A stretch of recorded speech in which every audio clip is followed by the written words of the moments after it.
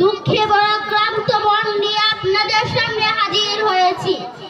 আপনারা তো সবই জানেন এবং বুঝেন, আমরা আমাদের জীবন দিয়ে চেষ্টা করেছি, কিন্তু দুঃখের বিষয় আজ দুঃখের সঙ্গে ঢাকা, চট্টগ্রাম, খুলনা, রাজশাহী, রংপুর